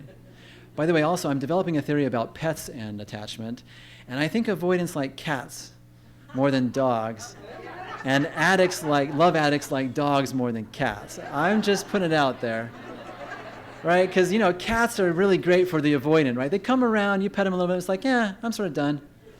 I want my space. Go do your own thing, right? So anyway, it's my little pet theory. I've been checking it out over and over, and it seems to hold true, but... So the avoidant is sort of getting nervous when it comes time to that year and a half mark, when they have to truly be intimate, they have to be vulnerable, they have to show their emotion. Then the avoidant's like, well, that is perceived by the love addict as, you're abandoning me, you're moving away from me, which that just triggers all that abandonment fear. And so the love addict's it's on, right? It's like, no. And then the love avoidant's like, and the love addict's like, right? So they can do this dance for a while, and usually there's some sort of a rupture, and the fantasy is sort of contaminated for the love addict because the love avoidant can't be everything and everything to this person. And then there's usually some rupture, but then they usually sort of go back to do their little dance, and then there's more rupture and dance. I know it doesn't sound familiar to all of you, but this is what happens to our patients. Just letting you know, so clinically you can deal with it. Well, we did a study about this. We wondered if these attachment styles, if these attachment dimensions were related to emotion regulation and to levels of resilience, the ability to be able to bounce back from difficulty and to cope with stress. And what we found is that they were, but they were related to these factors through different pathways. We did a pathway analysis in 388 people. And what we found is that, true to Bowlby's theory in the form here, is that attachment-related anxiety was related to lots of rumination, thinking, ruminating, perseverating, right? If your parent was aloof and distant, keeping the relationship alive by thinking about it and fantasizing about it, and oh, they really love me, and my dad, he's going to come back from his business trip, and I know he'll just want to be with me, right? That helps keep the relationship alive, so ruminating works until it doesn't. And then negative emotion worked, right? That's amplifying those attachment needs. But that actually leads to some emotion dysregulation and lower levels of coping with stress. For the love avoidant folks, they tend to suppress their emotion, and they don't have a lot of clarity about what they're feeling inside. Right? They're sort of like, I'm not so sure what I'm feeling, because for them it was like, shut it down, move on. Right? Closeness, vulnerability, emotion, it doesn't work. Because I can't trust this person to be there when I need them. I'm just going to shut it down and move on. Right? It might be moving on to the next relationship. It might be moving on to work. It might be moving on to whatever. But that ultimately they don't feel truly regulated and resilient. I'm looking at my time here. I will just say something about attachment style in the brain. There's been a couple of studies in this. A really interesting study was this study here. So when they had a little task where you got positive feedback or negative feedback depending on how well you did the task. So your performance was judged by a facial expression. If you didn't do the task well, then you got this negative face, was like, right? And if you did it well, then you got this nice smiley face here. Well, it turns out that people with anxious attachment style showed an increased amygdala activity related to the negative feedback. So when they encountered this sort of condemning face here, they had an increase in their amygdala, in that sort of fear response, like, ooh, this is bad, this person doesn't like what I'm doing, right? On the other hand, the avoidant attachment style folks, when they got a rewarding face, when they were actually saying, oh, look, you did a good job, their reward pathways didn't light up as much. So the experience of positive feedback wasn't as rewarding to them. It's like, I don't trust that, I'm not so sure if this is going to be okay, right? So there's not a lot of studies in attachment and neuroscience, but some of them that we have confirmed what we do know about it. So going back to the summary here then, we talked about dopamine and oxytocin being related to this pathway, and now I'm adding in here these attachment styles as being part of it. And what goes with the attachment styles for the love avoidant, attachment avoidant folks, emotional suppression and some ambiguity about what they're feeling. And for the attachment anxiety folks, love addiction folks, lots of emotion dysregulation, rumination, thinking. And this is part of the model, I think, too.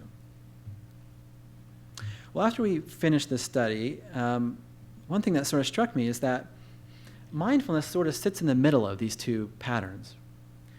On the one hand, mindfulness may help people with this attachment-related anxiety to slow down that rumination and thinking and to be more present and to be more regulated so they're not having so much negative affect.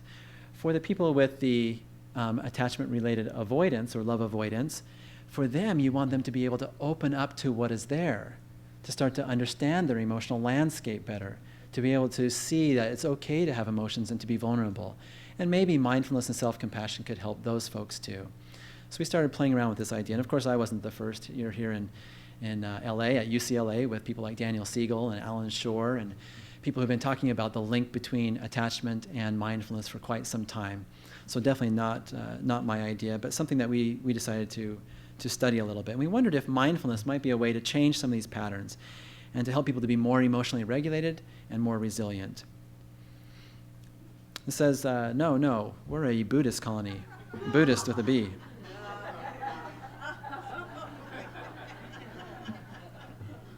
So this is they did a study looking at, remember I told you that fearful faces will trigger the amygdala? And they did a study to figure out what part of the face triggers the amygdala, a fearful face. And what do you think it is on a fearful face? When we see somebody with a fear on their face, what is the key component of the face that triggers the amygdala? You're right, the eyes.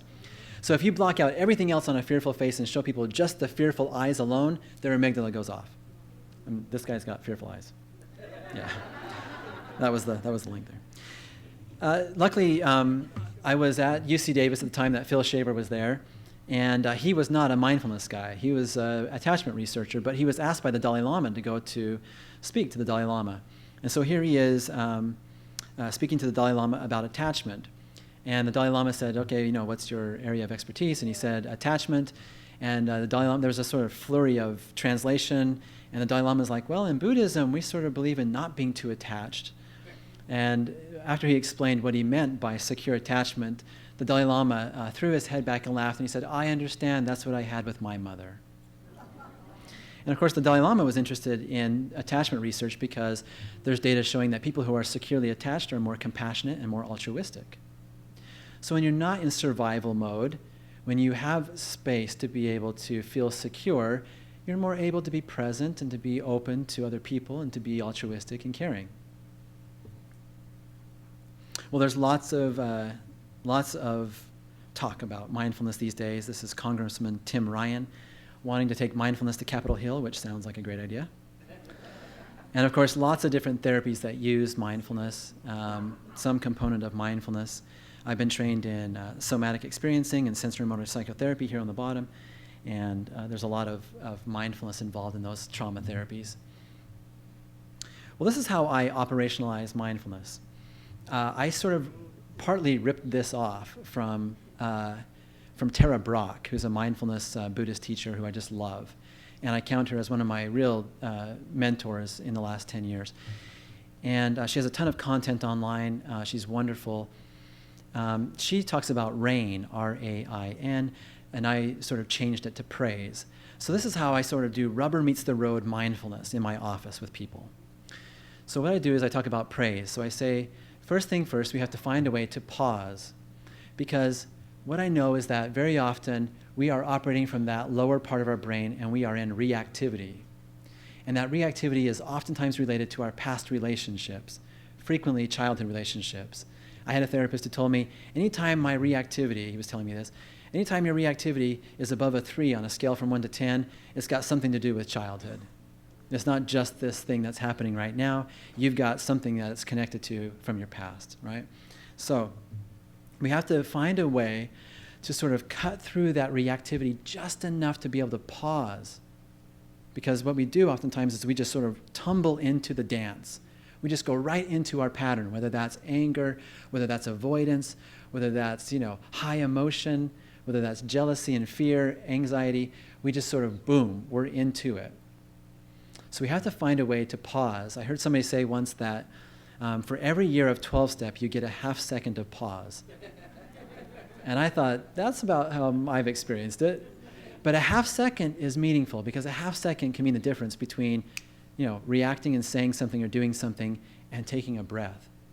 And in that breath, we might be able to reconnect with the essence of who we are, the truth of who we are, and not the smaller version of who's reacting.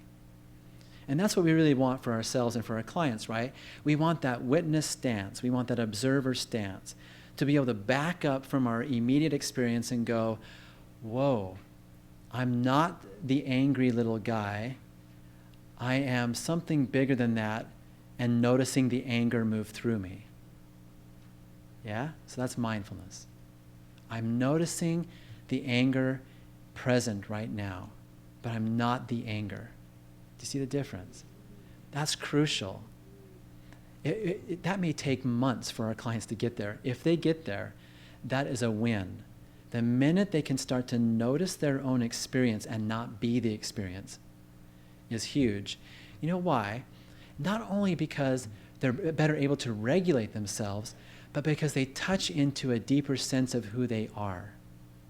You see, they're not that angry, small-minded little person. They are a broader sense of who they really are, their true self that can tolerate all of the emotional upheavals of life and yet stay connected with a sense of who they really are. That is key, because it redefines who we are. It redefines a sense of self. I do a meditation with people called Big Sky Mind, where we do some work around being the sky, like who we are. Our awareness of who we are is the sky, and all of the different storm clouds can move through, and we can just notice it in the backdrop of this big sky mind. That I'm not the rain cloud. I'm the big sky that can tolerate all the different weather patterns that move through. Sunny and rainy, stormy and cloudy. It's okay. I know it's going to be temporary. I know it's going to be impermanent. I know I can manage it. I can be here for it. That's, I think, really powerful therapy. That's where mindfulness can come into play in the work that we do. So pause. We have to pause. We have to slow down and recognize. I have my son, who's I told you about, and he loves Bear Grylls. He's that survivalist guy, you know, that like goes to crazy locations and shows you how to survive. And for like a 10-year-old, 11-year-old boy, he's like the coolest dude ever, because he just like takes off his pants and pees where he wants to, and he just like, you know, strips down naked and jumps into a lake, and he just, you know, he just eats like bugs and snakes, and you know, like for a 10-year-old, it's like, oh my gosh, I want his job. And so I have this son, and so he got me a Bear Grylls survival kit for Christmas. And it's like one of those things like where you give somebody a gift that you really want for yourself. Have you ever done that? Like, yeah, I always used to give electronic equipment, and my wife would be like, thanks, yeah, all right. And so I got this survival kit, and on like Christmas morning, he's like, Dad, let's go make fire. And so we go out with our flint and steel, and we start making fire with our flint and steel. And I'm a Boy Scout, so I knew how to do it. But I was teaching him how to make fire. I was teaching him the log cabin method, right? You know, so you gotta stack up the wood this way. He's like, okay, Dad, I'm gonna do this. So he's stacking the wood, and he's like, really super tight, right? And I said, you know, but fire needs two things. It needs fuel, the wood, you got that, but it needs air. It needs space. It needs something so that it can take spark. But we pack in our life. We just, you know, one thing to the next. We just get in our car, we turn on the music, we go to work, we do this, we do that. And we don't really have a lot of space in our life, a lot of pause to be able to stop and check in with what's going on. We're just on our way somewhere, right? So we got to create pause. Sometimes Tara Brach calls it the sacred pause. And then we start to pay attention to the reactivity. So we recognize reactivity and allow and accept it to be there, right? So this is really the heart of mindfulness in many ways, is recognize what's here, can I be with it? Recognize what is here, can I be with it? Say yes to our experience as it is without needing to judge it or change it. It's hard to do, because our natural tendency is to judge. Like, oh, I got a hip pain. Oh, that's bad, that's really bad. I shouldn't be having hip pain. We start to judge it. The pain is bad, it shouldn't be here. And then we start to condemn ourselves like, what's wrong with me? How come I keep having hip pain? Why can't I be a normal person and just not have this pain? This pain's gonna be here forever, and I won't be able to go play tennis tonight. My life is gonna suck. This is what we do. You're laughing, but this is what we do. I don't know about you, but my head does that all the time, right? We don't just stay with pain. We don't just stay with the raw data. We start making stuff up. We start going, oh, it means this. It's bad. We label it. And then we start thinking, oh, it's going to be this. It's going to be this. We have a whole story created, right? So the mindful way would be to go, hip pain. Interesting. I wonder what that's about. What's the quality of that pain? It's sort of burning. Oh, I wonder if I can just sort of breathe through it a little bit. Right? But we don't. Oftentimes our natural human tendency is to either, if it's pleasurable, hold on to it, cling to it, and if it's painful, push it away. And of course the Buddha said that's the source of all suffering in life, is our tendency to hold and cling to pleasures that will inevitably go away, and to push away things that are painful. That's the Buddha said, all suffering in life comes down to that. And if you've been an addiction is all about that. I'm going to hold on to this high as long as I can and avoid all that stuff I don't want to pay attention to. So mindfulness is good addiction treatment as well. So pause, recognize reactivity, allow and accept. This isn't a long-term resignation. This is, can I be with this in this moment? I'm not going to be angry forever. Can I acknowledge and accept that anger is here right now? Can I allow myself to feel anger and not judge it, make it bad, or make it wrong? And then to investigate. An investigation and all of these steps really have to do with sensing it in the body. Stay with the experience in the body. It's so easy to get into the storyline, which is in our head, which drives a lot of that biochemistry and fuel of emotion. But if we can stay with what's happening in the body, we're going to be better off. That's the raw data of the experience in the present moment. So we start to deepen our investigation of what's happening. This isn't a sort of analysis paralysis kind of investigation. This is, interesting. So I'm noticing that I'm having this fear and anxiety in my chest right now. It's sort of burning and hot. Wow. And we just stay with it, right? Can I be here with it? Can I allow it to be here? And then it'll bubble up. What it's about will come up, right? It'll come up to the top if we just stay with it long enough. So we'll investigate it, sense it in the body, and then enlighten up. Enlighten up for me is that we're not the anger.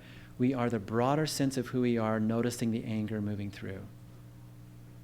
We are not the fear and anxiety. We are a broader sense of who we are, noticing fear and anxiety in our body. This is what Eckhart Tolle said. This is how he had his enlightenment, right? He was on the verge of suicide. And he said to himself over and over, I can't live with myself. I can't live with myself. And then there was this moment of insight, a precious gift where it said, who is the I that cannot live with myself? Who is the me? Who's the I that cannot live with the me? Who is this other person that is somehow not able to tolerate the depressed self? And there was this sort of schism, this split, but a healthy one that allowed him to see that he wasn't the depression. That was not his true nature. That was not the totality of who he was. But that the depression was related to other things moving through, a life circumstance. And that's really been the impetus for his amazing work.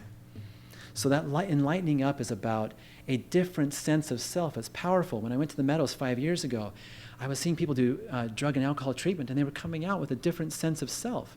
And I was like, what's going on here? 6 weeks of treatment, and they love themselves. They understand themselves differently. And I couldn't understand what was going on with it. And so I started studying it and writing about it and researching it. And what I found is that it has something to do with this.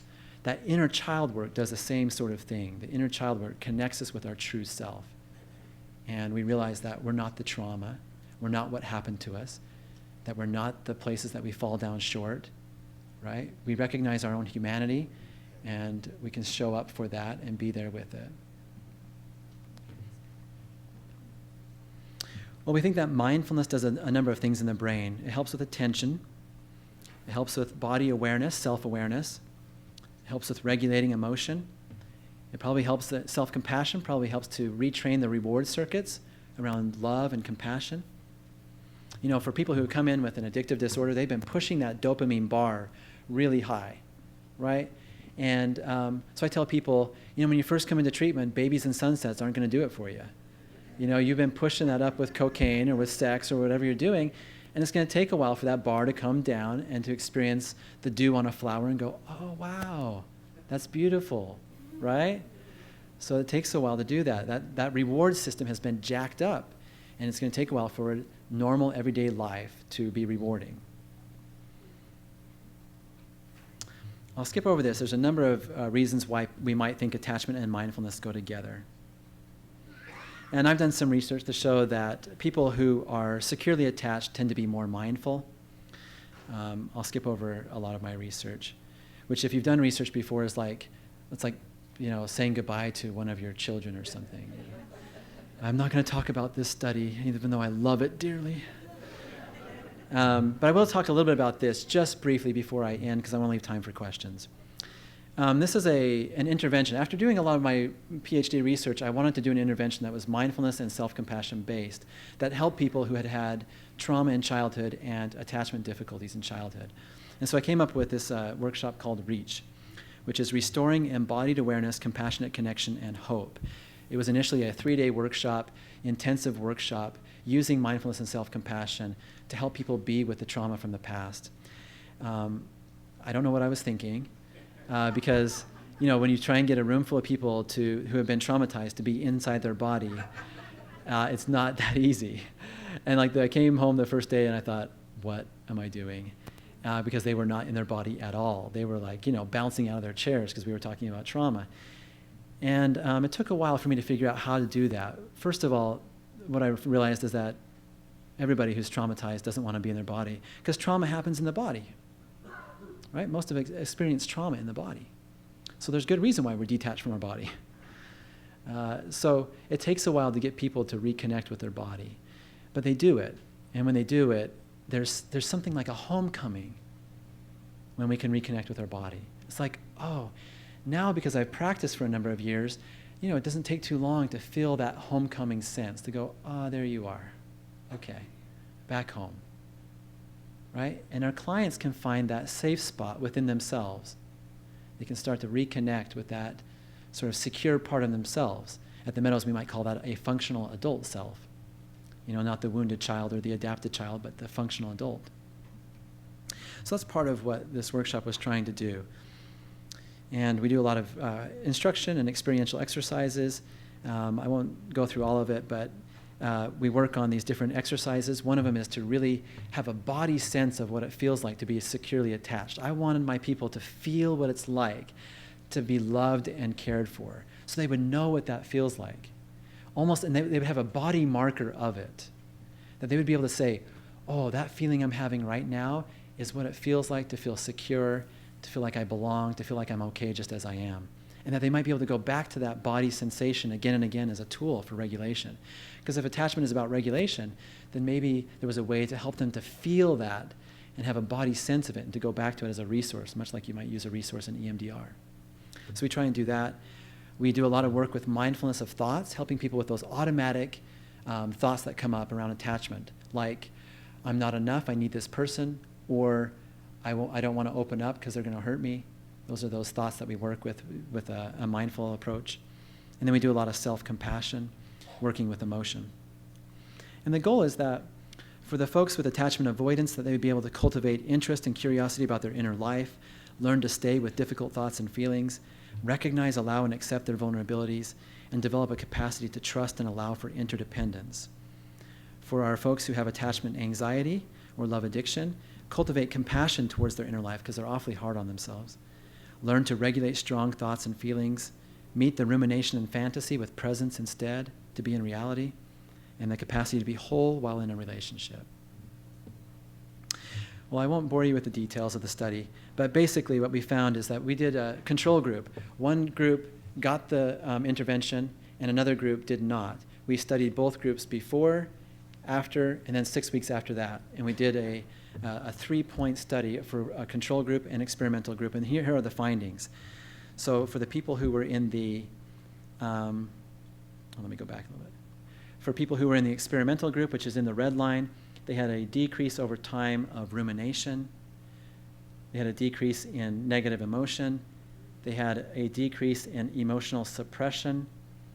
They had an increase in their clarity about emotions. They were more clear about what they were feeling. They had less dysregulation of emotion over time. And they had higher levels of mindfulness over time. And so I published this in the Journal of Mindfulness in 2013. And it informs the protocol that I use at the Meadows now, which is a 5-day workshop using the same material. And so it's an outpatient workshop that people can sign up for. But I'm not selling that. I'm really telling you that I would love for you to incorporate mindfulness in your own practices if you could. It says, are you not thinking what I'm not thinking? So just as a way of sort of summarizing this model that we've been looking at here, I think that mindfulness and self-compassion might be ways to intervene at these different levels, that we might be able to help folks with some of those patterns that come along with attachment, insecurity, help them with the reward pathways and oxytocin to learn to trust, help them with their nervous system regulation. And again, the idea here is that we help them to integrate and regulate around their past trauma so that they can heal and really be here for life, because life is happening in the here and now. And when we're traumatized, we're missing that. We're off somewhere else, we're triggered, we're in that bottom-up hijacking. So that's the thrust of this, is like, let's help our people to integrate, regulate, be here, and be back in life. Thanks very much.